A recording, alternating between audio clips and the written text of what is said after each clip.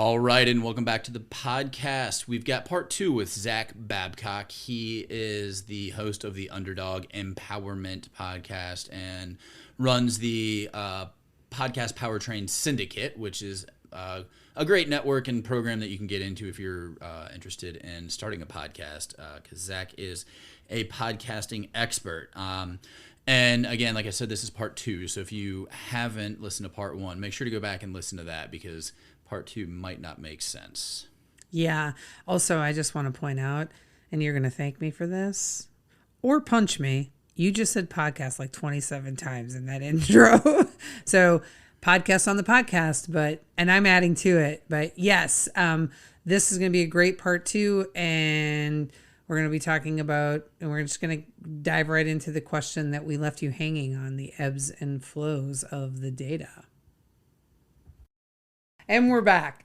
All right. So here, the point you made right before we took a break was that if you're only doing, posting about it on social media and asking your guests to share it, that you're going to see ebbs and flows in your charts, right? When you look at the data, you'll see the ups and downs of the listeners and downloads and whatnot. And I swear to you, Zach, I'm not kidding. Every month, every Monday, Corey and I have a staff meeting, right? The first thing we do is we look at our dashboard, all of our data, like what pages are most visited on the website, what does the revenue for the month look like book sales, like podcast listens, all those things.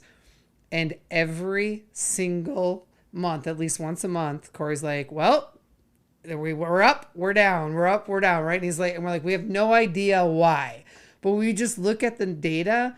But I also will say this: is there any data that's fucking harder to get and understand than podcast data?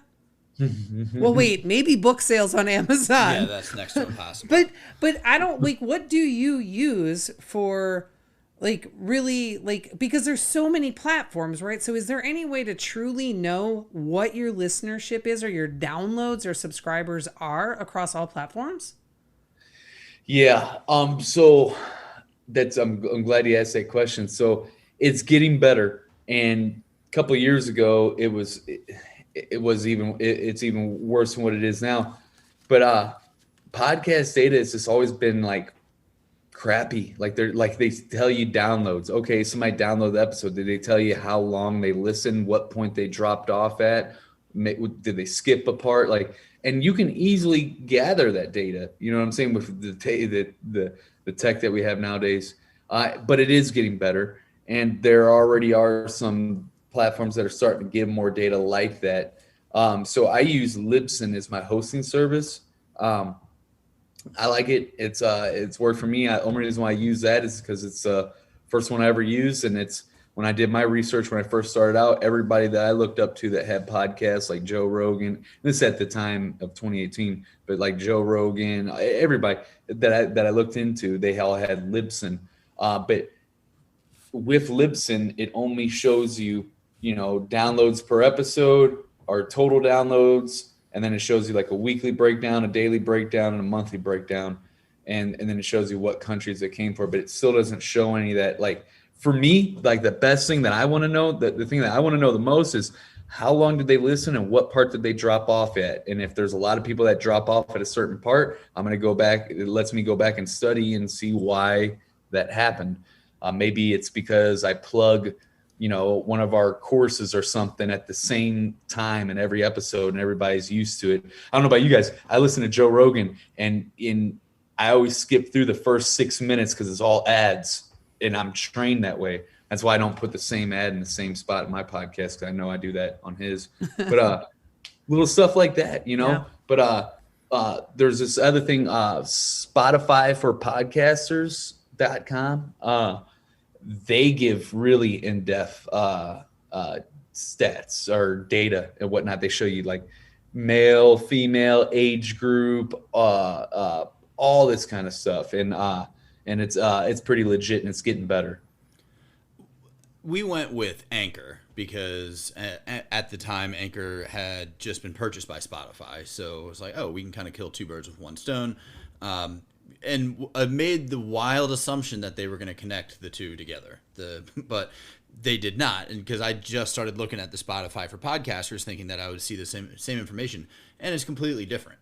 And then the other thing that is so hard to track, because like you started talking about it there, where you're like, you have to dig into the data. Like, is there a certain reason why people all skip this one section or whatever it is? But when we're looking at our spikes and valleys in terms of the listeners, it's, well, what else was going on that week? Or are our listeners on a 2-week cycle where they'll listen to 2 weeks worth? Because generally we're about 30 minutes an episode. So, are they going to listen to all 30 minutes, all 2 hours of episodes in 1 week, skip a week, and then, do that? So there's all these things. Or did social media hit that week? Whatever. There's so many things that go into it. And there's just not enough time in the day to really accurately track and analyze it all. I would love to, but there's other things that we have to do.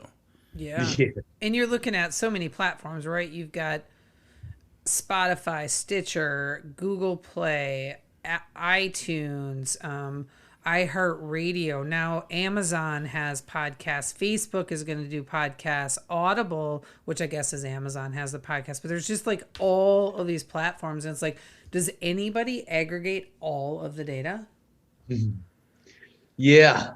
So the cool thing is that Libsyn or like a Anchor or whatever you're hosting on will aggregate all the download data. Like, they'll show you like how many downloads total it has, but like they won't show you like that in-depth stuff of like when people dropped off, stuff like that. It's crazy because like, so on Spotify for podcast and Libsyn, I can see how many Spotify downloads I have or how many Apple downloads I have and yada, yada. But that's it. That's all it shows me. It shows me how many downloads from Spotify. It doesn't show me anything else. But if I go to Spotify for podcasters and log into the dashboard there, I can see how many downloads. I can see how many people started an episode, how many people listened to at least 60 seconds, how many people subscribe to the thing, like all this extra stuff. But that data doesn't follow through to Libsyn, only just the total download. So I don't get that part. But yeah. So if you want to see like the total download numbers, go to your podcast host. And if you want to see like more in-depth stats, go to like different platforms specifically and check out their data that they have there. And I feel like this is not a new problem for people. And I would assume that some tech nerd person out there would have figured out a way to monetize this, because we got suckered into paying for Chartable, because Chartable's like, oh, track all of your downloads and all that. And I was like, that sounds great. Paid for the service, and we get nothing in terms of data from that. And it's like, oh, great. So I just paid for a year's worth of this service, and it's worthless. Maybe that's because only Alex is listening to our podcast. Maybe. I want to go back to a conversation that we were having previously, where you were talking about the marketing message and the mistake that's there. And I want to ask you, someone recently asked, I saw this post on Facebook and I thought it was really interesting. They asked, does anyone do core values for their podcast? And I thought, that's an interesting concept. And I just kind of wanted to get your take on it. And especially, well, I guess if your podcast is your business, right? If that's really the thing that you're doing, then in theory, your podcast core values could be that of your business, right? But I'm wondering, like, so our podcast is not our business. It's just a part of what we do. And I've never thought about having core values before for it, but it got me just really thinking about, does it make sense, and would there be any value to doing that? Yeah. So here's my thoughts on it. My core values are the same in everything I do. And so, yeah, I do have core values in my podcast, but like I didn't make them up specifically for the podcast, if that makes sense. It's like, all right, so you got a business, right? And then you're the owner, you're the CEO. Your core values, boom, for that business. If you go and start another business, become CEO, it's pretty much got to be the same thing. Like you can make them different words, but it's got to mean the same thing, or else it's like, well, damn, are these really even your core value? You know what I mean? And so for me, my core values that we have in our company, and there are the same core values that I live by in life, and they're the same core values that I have for my podcast. I'm not even a little bit surprised by that answer. That's a great answer. Do you where do you see podcasting going in the next 5 years? I think it's going to blow up big time. Now, mind you, my opinion's super biased because, for one, it changed my life. I love podcasts, and I have a business about podcasting. So, of course, I'm always going to say good things about it. So take it with a grain of salt. But the reason why I think it's going to explode, for one, there's less than 1 million active podcasts out there. It's not saturated at all. There's still so much room for growth. And for two, I mean, dude, just look at it. We're just now entering the golden age of podcasts. I mean, Facebook just announced at the time of this recording, Facebook just announced a couple of weeks ago that they're going to put podcasts on their platform now.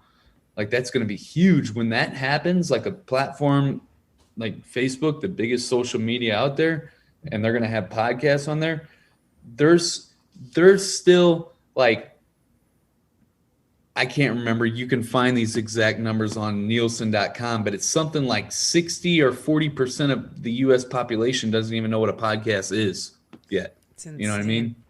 I just That's heard crazy. It is. I just heard a stat earlier this week that 74% of all podcasts only have one episode. I believe it. In that same Nielsen.com, 90% of people that start a podcast never make it to episode 13. They quit. And so you make it to episode 14, you're in the top 10% of all podcasters. That's wild.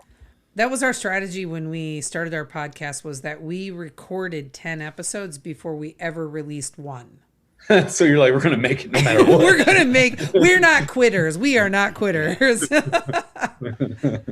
That's awesome. Yeah, it's funny because so many people just assume they have that. We just recorded, like we said, we recorded with Brimstone, and he was talking. He's a professional wrestler, and he was talking about how everybody expects that they're gonna do this thing and they're just gonna take off. It's like, no, it's a slow grind. Like, even the overnight successes had years of work prior, behind them, and that's the thing, is that people will create this podcast and then they realize that not every single one of their friends and family members wants to listen to it, and then I quit. It's like, I mean, my family doesn't listen to this, and my sister-in-law just told me yesterday that she told us what episode she was on, and it's literally like 40 episodes behind, and I was like, well, at least she's listening, right? I think she might be the only one in the family that does listen, but we learned really early on when we started our business that support just never comes where you think it's coming from. And so you just take it wherever you can get it, and you embrace it, and you're thankful for it. So if our families don't want to listen to it, they're just missing out on really, really good entertainment and information, and they don't know what stories we're telling about them. yes. And yeah, exactly. What's the best piece of advice that you would give for somebody who's thinking about starting a podcast? Yeah. I'd go kind of follow up what we're talking about, is to plan to do this for a minimum of a full year, no matter what happens, before you even can make any decision about continuing or quitting. Like, commit to doing it for at least 1 year and stay consistent with it, man. Like, I know that sounds cliche, but it's so true, man. I mean, like, all the stuff that I do with my own podcast or help people with, it's just a bunch of simple shit that you just do consistently. There's no like rocket science behind it. It's just, hey, do these things and just do them consistently, and you're going to get this result. At Underdog Empowerment, we launched in April of 2018, and we put out new episodes every single Monday. Sometimes I release more than one episode a week, and sometimes I release on different days, but every single Monday since we started this podcast, we've never missed a single Monday publish date. That's consistency for almost, 3.5 years now, so that really does go such a long way, because your audience knows. And you got to think about it too, man. Like if you pick one day a week where you're going to release no matter what, and you do it for a straight year, your audience it's like it's like their favorite TV show that they watch every Thursday night at 7 p.m. or whatever. They know every single week they got this episode, this show that they enjoy, that's going to come out every single week like clockwork. And so it's really important to be able to model that consistency for your audience so that they can trust you.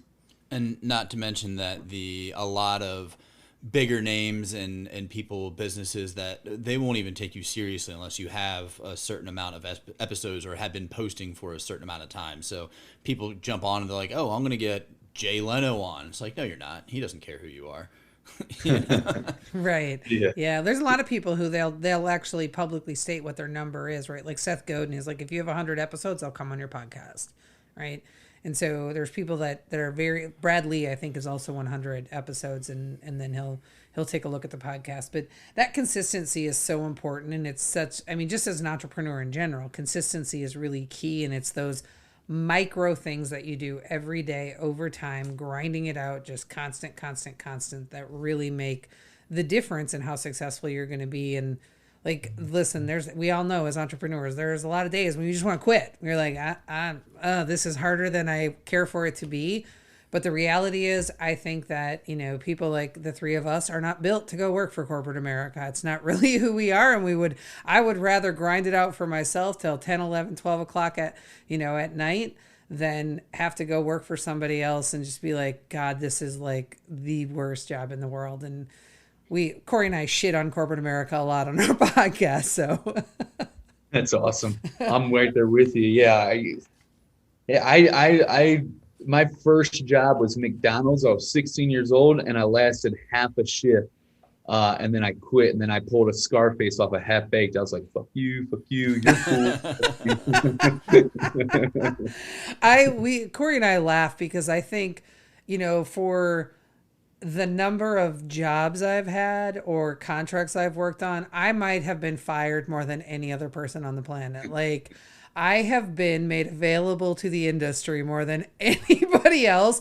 And so I'm always like, God, what if Corey decides like, I don't want to be your partner anymore? Like, get out. Like, I'm not even a good business owner. But I know that's not true. But we need to start wrapping up. And before we do, we want to ask you, Zach, what can we do for you? How can we help you to promote what you're doing? How can we get the word out for you? What can we do to support you?